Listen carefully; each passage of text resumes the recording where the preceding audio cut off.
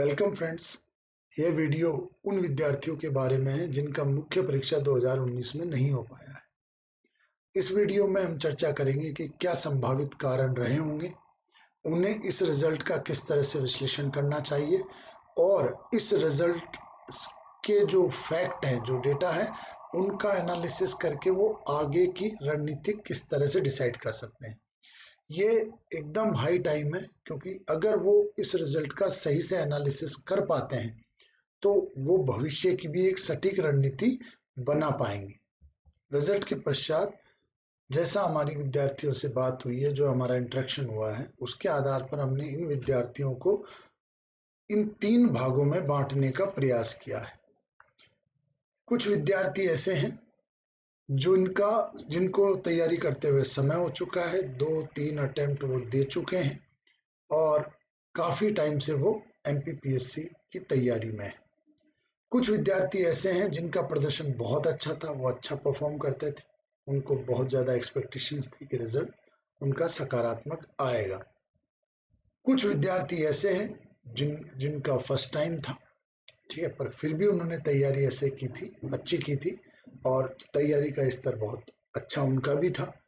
तो इन सभी विद्यार्थियों को इस रिजल्ट को किस तरह से लेना चाहिए, क्या संभावित कारण रहे होंगे, इन्हीं पर हम चर्चा करें। सबसे पहले हम देखते हैं जो विद्यार्थी थोड़े सीनियर हैं और उन्हें कुछ समय तैयारी को हो चुका है। उनके लिए वास्तविकता में ये गंभीर स्थिति है, क्योंकि काफी समय उन्होंने इसमें दिया है और लगातार अगर ऐसी असफलताएं हैं तो उन्हें बहुत गंभीरता से उस पर विचार करना चाहिए और जो ये कड़ी चलती आ रही है उसको उन्हें ब्रेक करना चाहिए। ज्यादातर जो हम लोगों ने देखा है वो ऐसा देखा है कि विद्यार्थी टेस्ट देने के बाद भी, चाहे टेस्ट हो चाहे एग्जाम हो, दोनों का रिजल्ट आता है तो उसके बाद विद्यार्थी बहुत अच्छे से संतुलित माइंड के साथ बहुत बैलेंस होकर एनालिसिस नहीं करता है। ठीक है, वह रिजल्ट देखता है, शोक मनाता है, खुश होता है, जैसा भी रिजल्ट है उससे वो रिएक्ट करता है और फिर आगे बढ़ जाता है। जबकि अभी ये टाइम है कि हम पोस्ट टेस्ट एनालिसिस या पोस्ट रिजल्ट एनालिसिस बहुत जरूर करें। हमको ये पता होना चाहिए कि हमारे हमारे रिजल्ट के पीछे क्या कारण रहे होंगे, ठीक है, क्या हमने गलतियां की होंगी, ठीक है। तो इस वजह से उन्हें इस रिजल्ट का बहुत अच्छे से एनालिसिस कर। ज्यादातर मामलों में देखा गया है कि ऐसे विद्यार्थी जो काफी दिनों से तैयारी कर रहे थे, वो परंपरागत ढर्रे पर ही तैयारी जारी रखे हुए थे। उनमें नई चीजों को अपनाने का इतना इनर्शिया था कि वो मानते थे नहीं नहीं ऐसे ही होता है, ऐसे ही पॉइंट हम लिखते हैं, इसी तरह से सवाल आते हैं, ऐसे टफ सवाल नहीं आते हैं, ऐसे एनालिटिकल प्रश्न नहीं आते हैं और ऐसे ही अब तक हमने लिखा है और हो सकता है उनका पहले मीन्स भी निकला हो, तो वो उसी ढर्रे पर चलते आ रहे थे। जबकि इस बार प्रश्न पत्र में भी बदलाव था, क्वेश्चंस में भी बदलाव था, अलग अलग सेक्शन थे उनमें बदलाव था। तो वह जो ये गतिशीलता है, जो ये डायनेमिक एग्जाम होती जा रही है, उस गतिशीलता को अपनाने में ना तो उतने फ्लेक्सिबल थे और ना वो उन्होंने उस गतिशीलता का सामना करने का प्रयास किया। तो वह अपनी परंपरागत शैली और जिस तरह से वो लिखते आए हैं उसी तरह से उन्होंने लिखा। इस बार पेपर थोड़ा अलग आया और वो आशा अनुरूप प्रदर्शन नहीं कर पाए। अब उन्हें कम से कम ये बात स्वीकार करनी चाहिए कि सिलेबस बदला है, अब तो बदल ही चुका है, प्रश्नों की जटिलता बदली है, उनकी प्रकृति बदली है। कुछ प्रश्न ऐसे आए हैं जिनको वहीं पर फ्रेम करना है। हो सकता है विद्यार्थियों ने उनके बारे में पहले से विचार नहीं किया हो, तो उन्हें कुछ ऐसे प्रश्नों पर के लिए भी तैयार रहना पड़ेगा जो पहले उन्होंने नहीं देखे हों और वो वहीं पर फ्रेम करने पड़े। अब बदलाव ये हो सकता है कि इस तरह के प्रश्नों की संख्या बढ़ सकती है। पहले भी कुछ प्रश्न ऐसे आते थे पर उनका प्रतिशत कम होता था, तो रिजल्ट पर उनका उतना प्रभाव नहीं रहता था। परंतु अब ऐसे प्रश्नों का प्रतिशत भी बढ़ा है, जटिलता भी बढ़ी है, एनालिटिकल बहुत सारे प्रश्न आने लगे हैं। तो विद्यार्थियों को अपने तैयारी का जो तरीका है उसमें बदलाव लाना पड़े। ठीक है, इस तरह के प्रश्नों की फ्रेमिंग सीखनी होगी, उन्हें किस तरह से तोड़ा जाए, एक लिखने का तरीका उन्हें सीखना होगा। क्योंकि ये बड़ा बदलाव है, इसे ऐसी आदतें अडॉप्ट करने के लिए अपने जो परंपरागत तरीका है तैयारी करने का उसको बदलने के लिए उन्हें नियमित अभ्यास करना पड़ेगा। और वह नियमित रूप से प्रैक्टिस करते हैं, कंटिन्यूसली राइटिंग करते हैं, नए नए सवालों की फ्रेमिंग करते हैं, तब जाके कुछ दिनों में उन्हें इस बदलाव को अपनाने में वो सक्षम होंगे और उन्हें लगेगा कि नहीं, वह इन नए तरह के प्रश्नों को भी उत्तर दे पा रहे हैं। समग्रता में हम ये कहना चाहते हैं कि जो विद्यार्थी थोड़े लंबे समय से तैयारी कर रहे हैं उन्हें बहुत शांति से बैठकर अपने रिजल्ट का एनालिसिस करना चाहिए। नए जो सिलेबस में चेंज हुए हैं उस सिलेबस को समझना चाहिए। जिस तरह के प्रश्न पत्र आने लगे हैं, जिस तरह के प्रश्न आने लगे हैं, उन प्रश्नों की प्रकृति को उनको समझना चाहिए। एमपीपीएससी के कुछ अन्य आयोगों के ऐसे प्रश्नों की सूची तैयार करनी चाहिए और उनकी बार बार फ्रेमिंग और आंसर राइटिंग करना चाहिए। और जो सीमित स्पेस में लिखने का प्रैक्टिस है, सीमित समय में लिखने का प्रैक्टिस है, उसमें उनको अभ्यस्त होने की आवश्यकता है। अगले विद्यार्थी वो हैं जो टेस्ट में बहुत अच्छा परफॉर्म करते थे, उन्हें बहुत आशा थी कि वो अच्छा प्रदर्शन करेंगे, पर किसी कारणवश उनका नहीं हुआ। ठीक है, इसमें देखो हमको कोई घबराने की आवश्यकता नहीं है। अगर हम सही जगह अपना मूल्यांकन करते थे, अपनी कॉपी का सही मूल्यांकन होता था, हमको बढ़ा चढ़ाकर मूल्यांकित नहीं किया गया था, बढ़ा चढ़ाकर नंबर नहीं दिए गए थे, तो ये बात तय है कि आपकी तैयारी अच्छी है। आपको ज़्यादा कुछ घबराने की ज़रूरत नहीं है कि आप ट्रेंड को नहीं समझ पा रहे हैं, आपके सिलेबस पर कमांड नहीं है। नहीं, आपकी ऐसा कहा जा सकता है कि आपकी ओवरऑल तैयारी अच्छी है। तो क्या कारण रहे होंगे, क्या संभावना रही होगी जिसके कारण उनका रिजल्ट नकारात्मक आया? तो ज़्यादातर संभावना ऐसा है कि टेस्ट में कुछ विद्यार्थी ऐसे होते हैं कि टेस्ट में रिलैक्स होते हैं, उनको पता होता है टेस्ट है, रूटीन टेस्ट है, रेगुलर टेस्ट है, बार बार देने आते हैं, अच्छे नंबर आते हैं हमारे, तो वो उस एक कंफर्टेबल मानसिक दशा में होते हैं। पर जैसे ही एग्जाम आता है और वो एग्जामिनेशन हॉल में बैठते हैं तो वो एक अनावश्यक सा कि अननेसेसरी सा प्रेशर अपने ऊपर ले लेते हैं और उनकी मानसिक दशा एग्जाम में अलग ही हो जाती है। और जो उन्होंने अब तक अभ्यास किया है उस लय में, उस फ्लो में वो एग्जाम में आ ही नहीं पाते हैं। और इस बार का जो पेपर है उसमें भी थोड़े सरप्राइज थे, थोड़ा पेपर पैटर्न अलग था, कुछ कुछ पार्ट को बहुत ही डायनेमिक बनाया गया था, ट्रेडिशनल प्रश्न नहीं थे इस बार। तो कुछ बच्चों के ये भी कारण रह सकते हैं, जैसे कई बच्चे हैं जो शुरू से इतिहास का मतलब इतिहास से स्टार्ट करते हैं क्रम से ही, तो वो हिस्ट्री के पेपर में बहुत उलझे और जो ज्योग्राफी का एक ठीक ठाक पेपर था उसमें बहुत अच्छा स्कोर किया जा सकता था, उसमें वो स्कोर नहीं कर पाए। इसी तरह से पेपर थर्ड में भी हुआ कि विज्ञान का जो पार्ट था वो जटिल था, उसमें थोड़े से ट्रेडिशनल प्रश्न नहीं थे, थोड़े से प्रश्न हटके थे, तो उनमें भी वह विज्ञान और गणित में उलझे रहे और जो इकोनॉमी जो बहुत आसान टारगेट था या ठीक ठाक उसमें किया जा सकता था उसका फायदा वो नहीं उठा पाए। कई बच्चे, कई एग्जाम्पल ऐसे भी हैं कि जिनका गणित अच्छा था तो मैथ्स में उन्होंने ट्राई किया, क्योंकि मैथ्स के सवाल ज्यादा थे, पर किसी कारणवश उनके उत्तर नहीं आए, फाइनल आंसर नहीं आए और वह उसमें उलझ कर रह गए। तो ना तो प्रश्न ही सॉल्व कर पाए और टाइम भी बहुत ज्यादा लग गया। तो इस तरह की कई चीजें हुई। अभी जो हमारा अनुभव है, जो अभी हम लोग देख रहे हैं कि बच्चे 150 नंबर के पेपर में जो हाफ पेपर हम लोग लेते हैं 1.5 घंटे का, उसमें बहुत अच्छा प्रदर्शन कर रहे हैं, पर जैसे ही उनको 3 घंटे का कंप्लीट पेपर दिया जाता है या एफएलटी दिया जाता है तो वह उसमें अच्छा प्रदर्शन नहीं कर पा रहे हैं, वह दोनों पेपर को बैलेंस नहीं कर पा रहे हैं। किसी पेपर में तो वह वैसा ही प्रदर्शन कर रहे हैं जैसा हाफ में करते थे, पर दूसरे पेपर में वह उस तरह का प्रदर्शन नहीं कर पा रहे हैं और लगभग 20 से 25 नंबर तक का डिफरेंस आ रहा है।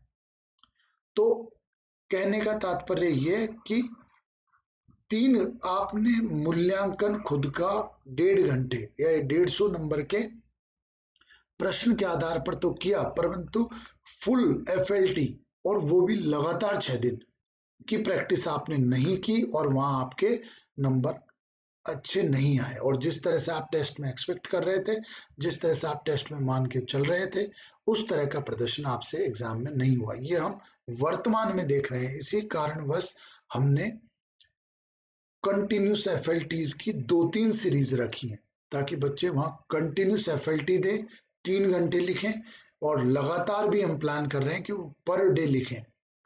जैसे 6 दिन का एक ब्लॉक हमने दिया, फिर हमने 1 महीने का गैप दिया और फिर जैसे हमने 10 दिन में उनको कॉपी चेक करके दी और वो एनालिसिस करें कि हमारे कंटिन्यूस 6 दिन FLT लिखने में हमारा क्या प्रभाव पड़ रहा है, कितने नंबर कम आ रहे हैं। और फिर वो फीडबैक देने के बाद और वो उनको इतना समय देने के बाद कि वो फीडबैक पे काम कर पाए, फिर हम उनका एक कंटिन्यूस FLT का सीरीज रख रहे हैं। तो आप ये बहुत अच्छे से समझे कि कंटिन्यूस FLT देने में भी हमारे कुछ नंबर कम हो सकते हैं। ऐसे और निबंध भी थोड़ा सा अनएक्सपेक्टेड हो जाता है कई बार और इसमें भी कुछ नंबर आगे पीछे हो जाते हैं जिससे हमारे रिजल्ट पर प्रभाव पड़ता है। दूसरा ये भी हो सकता है कि चूंकि आप अच्छा ही परफॉर्म कर रहे थे, आपकी तैयारी अच्छी थी, तो कुछ नंबर से आप या सिलेक्शन के बहुत आसपास आप रुके हों। तो ओवरऑल कहने का हमारा तात्पर्य ये है कि जो बच्चे अच्छा परफॉर्म कर रहे थे उनको बहुत ज़्यादा नेगेटिव होने की ज़रूरत नहीं है। वो इसको थोड़ा सा इस तरह से ले कि वो मैनेज नहीं कर पाए एग्ज़ाम दौरान, जो पेपर आया था उस तरह से मैनेज नहीं कर पाए। हो सकता है वो टेस्ट दे रहे थे तो टेस्टों के पूर्वाग्रह से ग्रसित होकर गए हों कि इसी तरह के पेपर आएंगे और इसी तरह से हमको लिखना है, और वहां जब अचानक बदलाव आया तो वह उस चीज को डील ना कर पाए हो, ऐसी भी संभावना है। तो आप कंटिन्यूस तैयारी जारी रखें, आप लगातार लिखते रहें, आप थोड़े से डायनेमिक सिचुएशन में उत्तर लिखें, टेस्ट दें और अपने एक वैरायटी, एक रेंज में पेपर लें। बहुत इजी पेपर भी लिखें, उसमें भी अपना स्कोर देखें, और टफ पेपर भी लिखें और उसमें भी अपना स्कोर देखें। तो आप कंटिन्यूस एक्सपेरिमेंट करते रहें, कंटिन्यूस राइटिंग करते रहें और जो सिलेबस में हमारी थोड़ी बहुत वीक चीजें हैं उन पर आप कंटिन्यूस काम करें। तो आप लोगों को ज्यादा डाउन फील करने का जरूरत नहीं है, आप लोग कंटिन्यूस अभ्यास करें। अब आते हैं हम अंतिम तरह के बच्चे जो जिनका फर्स्ट अटेम्प्ट था, तैयारी अच्छी थी परंतु फिर भी उनका नहीं हुआ। तो कुछ 2-4 तरह के इसमें बच्चों के रिएक्शन है। पहली बात तो मैं ये बता दूं कि इस बार जो बच्चे इंटरेक्ट कर रहे हैं हम लोगों से, और लगभग 300-400 के आसपास का मैं आपको ये फिगर बता रहा हूँ कि इन ऐसे बच्चों के आधार पर मैं ये कहना चाहता हूँ कि इस बार 2017-2018 के पास आउट बच्चे तुलनात्मक रूप से ज्यादा है, यानी कि जिनका फर्स्ट अटेम्प्ट है या जिन्होंने ग्रेजुएशन के साथ ही एक बार प्री दिया था, नहीं हुआ, और ये उनका सेकंड अटेम्प्ट है, ऐसे बच्चे बहुत ज्यादा है। तो फर्स्ट अटेम्प्ट था आपका, आपकी तैयारी अच्छी थी तो आपका होना चाहिए था, क्योंकि कई बार बच्चे इस तरह से मान के चलते हैं और उनका पीयर ग्रुप ये बोल देता है कोई बात नहीं, आपका फर्स्ट अटेम्प्ट था, आप ज्यादा लोड ना लें, ज्यादा टेंशन ना लें। और फिर बच्चे भी, ठीक है आपको लोड नहीं लेना, टेंशन नहीं लेना, पर बच्चे भी उस एक्सपीरियंस से, एग्जाम के उस एक्सपीरियंस से जो उनको इनपुट मिलना चाहिए था, जो सीखना चाहिए था, वो बिना सीखे ही आगे बढ़ जाते हैं। जबकि आप ये ना माने, इस बार खूब फर्स्ट टाइमर्स का सिलेक्शन हुआ है। आप ये बहुत अच्छे से एनालिसिस करें कि हमारा क्यों नहीं हुआ, हमारी तैयारी अच्छी थी। तो अतः आप पूरी तरह से आपकी कॉपीज, आपकी तैयारी की जो रणनीति थी, तैयारी के दौरान जो समय था, जो आप नेट एग्जाम हॉल में जो आपका सिचुएशन था, उसको याद करें, उसको अच्छे से एनालिसिस करें, रणनीति पर विचार करें, नोट्स का दायरा आप देखें, क्योंकि कई बच्चों का ऐसा हुआ था कि नोट्स सीमित थे, उनका दायरा सीमित था। जो ट्रेडिशनल नोट्स चलते हैं, जो टेक्स्ट बुक ट्रेडिशनल मिलती है, उन्हीं का उन्होंने समरी तैयार कर रखी है, और अगर थोड़ा सा लेफ्ट राइट से क्वेश्चंस आते हैं तो फिर वो उनका छूट जाता है। तो थोड़ा सा आप दायरा वाइड करें, ब्रॉड करें। ब्रॉड करने का मतलब ये नहीं है कि जो जो दिल्ली की मैगजीन्स और जो भी दिल्ली के नोट्स और ये सब पब्लिश होते हैं हम सभी को लाइन से पढ़ने लगे, नहीं, इस तरह का नहीं। आप थोड़ा सा दायरा बढ़ाएं। जैसे इसके लिए सबसे अच्छा सॉल्यूशन ये है कि आप जो लाइव आंसर राइटिंग के जो प्रीवियस सॉल्यूशंस हैं उनको आप थोरोली देखें, क्योंकि उनमें बहुत रेंज से क्वेश्चंस कवर किए गए हैं। तो वो एक इजी तरीका है। हालांकि उसके बाद भी आप और सोर्स ले सकते हैं, वहां से आप थोड़ा सा स्कैन करके और देख सकते हैं कि कौन सी टर्मिनोलॉजी मेरे से नहीं बन रही है।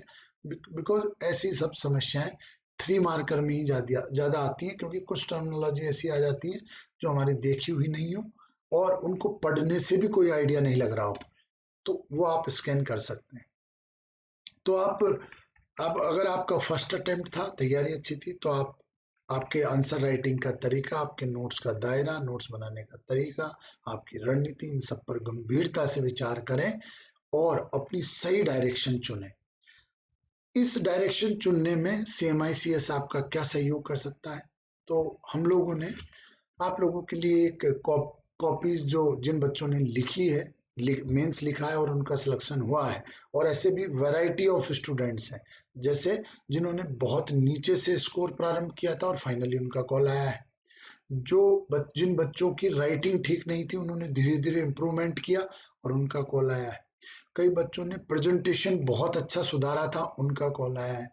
कई बच्चों ने फैक्ट अच्छा डालते थे, उनका कॉल आया है। कई बच्चे करंट से ऐड करते थे तो उनका, तो ऐसे वैरायटी ऑफ स्टूडेंट्स हैं, उनकी आप कॉपीज देख सकते हैं। आपसे जो मैच करती है उसकी रणनीति को आप फॉलो कर सकते हैं, उससे कुछ इनपुट ले सकते हैं। तो उनकी कॉपीज में आपको क्या देखना चाहिए, जैसे फर्स्ट कॉपी कैसी थी और लास्ट कॉपी कैसी है, इसका कंपैरेटिव कि उन्होंने ग्रेजुअली इस जर्नी को किस तरह से तैयार किया है, धीरे धीरे उन्होंने कैसे सुधार किया है। देखो बहुत ध्यान से आप इस ग्राफ को देखना कि अगर आप टेस्टों में इस तरह का परफॉर्मेंस करते हैं, अप डाउन, तो ये तय है कि आप रिजल्ट तक नहीं पहुंचेंगे, क्योंकि आप एक ही जगह आप ऊपर नीचे हो रहे हैं, तो आपका एक नेट ग्रोथ नहीं है, ठीक है। पर बट अगर आप चाहे स्लो लेकिन कंटिन्यूस इंप्रूव करते हैं, तो एक ये तय बात है कि जिस पॉइंट पर कॉल आना है और सिलेक्शन होना है उस पॉइंट पर आप निश्चित पहुंचेंगे। कई बच्चों की स्पीड बहुत तेज होती है, वो लेट से स्टार्ट करते हैं पर स्पीड तेज होती है और वो बहुत कम समय में इंप्रूवमेंट करते हैं और उनका रिजल्ट आता है। तो आप इस तरह से खुद का एनालिसिस करें कि हमारी ग्रोथ कैसी थी, किस तरह से हमने इम्प्रूवमेंट किया और इस कॉपी में हमको क्या सुधार दिख रहा है, वो आप देखें। कई कई बच्चों का हमने देखा है कि उनको हम लोग कॉपी चेक करते हैं तो खूब कमेंट लिखते हैं, खूब चीजें लिखते हैं कि भाई इस वजह से आपके नंबर कम है, आप ये करें वो करें, लेकिन वो ठीक है कमेंट लेके, हाँ भाई उत्सुकता, पहली बार ये उत्सुकता कितने नंबर आए, फिर कमेंट ठीक ठाक देखे, और वह पूरे कमेंट पे अच्छे से काम नहीं करते हैं। वो हर टेस्ट में ऐसी 2-3 चीजें नहीं ढूंढते हैं कि मुझे अगले टेस्ट में ये चीजें एलिमिनेट करनी है, तो इस तरह का वो प्लान ही नहीं करते हैं, इस तरह के वो अपनी रणनीति ही नहीं बनाते हैं, जिससे उनका नेट स्कोर में ग्रोथ नहीं होता है और वो रिजल्ट की तरफ आगे नहीं बढ़ते हैं। कमेंट मिलते हैं, उन पे बहुत अच्छे से कार्य करना चाहिए, एनालिसिस करना चाहिए, टीचर्स से उनको डिस्कस करना चाहिए, ठीक है। प्रेजेंटेशन उनका कैसा है, उनकी लैंग्वेज कैसी है, कि भाई जैसे जो जिनका सिलेक्शन हुआ है और आपसे उनकी रणनीति मिलती है, उनकी लैंग्वेज कैसी है, कितनी सहजता से, सरलता से उन्होंने चीजों को लिखा है। तो आपको ये सब चीजें उन कॉपीज में देखनी चाहिए कि उन्होंने कैसे इंप्रूवमेंट किया, क्या लैंग्वेज थी, क्या प्रेजेंटेशन था, कैसे फैक्ट यूज किए, कैसे करंट से लिंक किया, किस तरह से उन्होंने इंट्रो किया, किस तरह से कंक्लूजन किया, किस तरह के कमेंट आते थे, ये चीजें आपको देखना चाहिए। और भी अगर आप इस तरह की कुछ एनालिसिस निकालने में सक्षम नहीं है तो आप समय लेकर ऑफिस में आ सकते हैं, हम लोगों से चर्चा कर सकते हैं कि आपकी क्या सोच है, क्या समस्याएं हैं, तो हम बिल्कुल उस पर बैठ के हमारे इनपुट देंगे, जो हमारा अनुभव है वो आपको बताएंगे। ये बहुत जरूरी है कि आप नियमित कार्यक्रम से जुड़े और डेली इम्प्रूवमेंट करें। जैसे मैं ये आपको बिल्कुल बताना चाहूंगा यहाँ पर कि लाइव आंसर राइटिंग जिन बच्चों ने रेगुलर की थी, हालांकि वो टाइम टेबल फॉलो नहीं कर पाए थे बट फिर भी वो रेगुलर बने रहे। उनको बहुत दिक्कत आती थी कि भाई आज का डेली रूटीन तो हम फॉलो नहीं कर पा रहे हैं, पर फिर भी जितना भी परसेंटेज उनसे पूरा होता था वो करके आते थे, उसी में दम लगाते थे, बहुत अच्छे से लिखते थे। तो बहुत सारे बच्चों का लाइव आंसर राइटिंग से सिलेक्शन हुआ है। लाइव आंसर राइटिंग ने उनकी बेसिक प्रॉब्लम, बेसिक जो समस्याएं थी, जैसे फ्रेमिंग करना, टाइम पीरियड में लिखना, टाइम पीरियड में सोचना, जो अनएक्सपेक्टेड क्वेश्चंस हैं जो उन्होंने पहले से प्रिपेयर नहीं किए हैं, उन क्वेश्चंस पर काम करना, उनको वहां पर फ्रेम करना, आसपास में पीयर ग्रुप को देखकर एफर्ट लगाना, डिस्कशन में से कुछ नई नई बातें सीखना।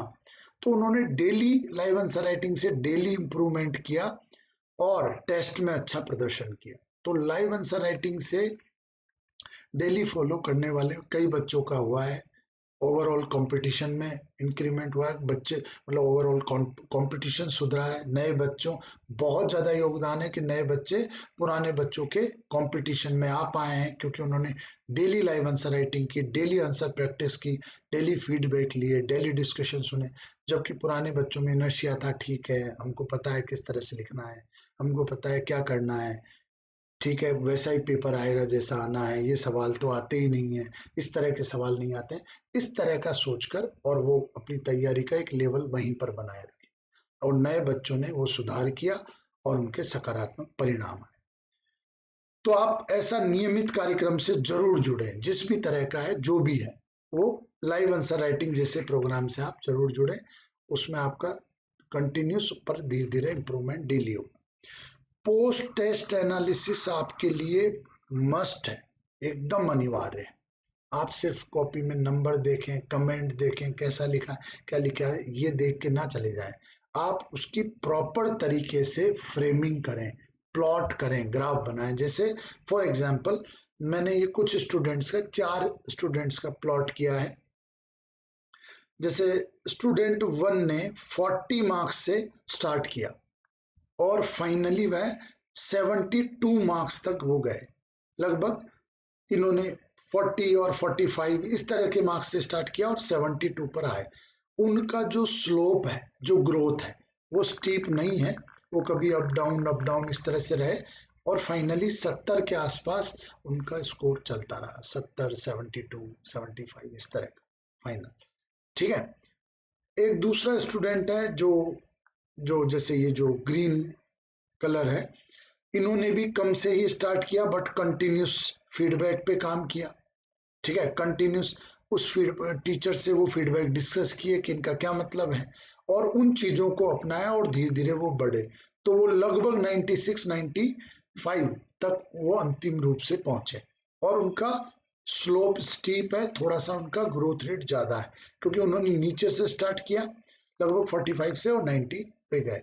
इसी तरह के ऐसे हमने 3-4 स्टूडेंट का प्लॉट किया है। कोई फाइनली 105 पे है, ठीक है, वो 90s में आके स्टेबल हो गया है, उसने कंटिन्यूस फीडबैक पे काम किया, ठीक है, और कंटिन्यूसली स्कोर बढ़ाया और लगभग 100 या 105 पर वो जाके, या 90s या 95 और 95 और 100 के बीच में जाके वो स्टेबल हुए।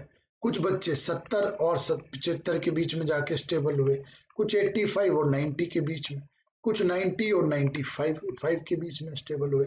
तो आपको ये प्लॉटिंग करनी चाहिए, आपको हर टेस्ट के बाद एक ग्राफ बनाना चाहिए, एक डायरी में एक आंकड़े बनाने चाहिए, एक ग्राफ प्लॉट करते रहना चाहिए और उसमें जोड़ते रहना चाहिए कि मेरा किस तरह का इम्प्रूवमेंट है, क्या मेरी ग्रोथ रेट उतनी नहीं है कि मैं वहां तक पहुंचूं, क्या मैं एक ही स्कोर के आगे पीछे घूम रहा हूँ। इस तरह के कंक्लूजन आपको निकालने चाहिए और टीचर से आपको वो डिस्कस करने चाहिए। जैसे मैं यहाँ पर बता दूं कि जैसे एक बच्चे ने जो अभी हमारे यहाँ टेस्ट सीरीज दे रहे हैं, उनके वो इस तरह के प्लॉट रेगुलर करते हैं और उनके टेस्ट के वो इस तरह से प्लॉट करते हैं और पता लगाते हैं कि भाई किस तरह का उनका परफॉर्मेंस चल रहा है, ग्राफ किस तरह का उनका चल रहा है। ठीक है, सब्जेक्ट वाइज, पेपर के लेवल वाइज कि भाई पेपर टफ आया, एनालिटिकल आया तो मेरे कितने नंबर आए, मेरे कौन से सब्जेक्ट में कंटिन्यूसली ठीक आ रहे हैं, कौन से सब्जेक्ट में मुझे एक्सेस एफर्ट की ज़रूरत है, मुझे प्रयास करने की ज़रूरत है। तो इस तरह का एनालिसिस, पोस्ट टेस्ट एनालिसिस आप जरूर करें, जरूर। अगर आपको ये करने में दिक्कत आती है तो हमारे पास आए, आपकी कॉपीज लाएं, हम आपको इसमें हेल्प करेंगे कि आपको किस तरह से ये एनालिसिस करना चाहिए, इनसे किस तरह से सबक लेना चाहिए, क्या इस टेस्ट से आपको फीडबैक लेना चाहिए, इन कमेंट का क्या मतलब है, इन कमेंट पर आपको किस तरह से कार्य करना चाहिए।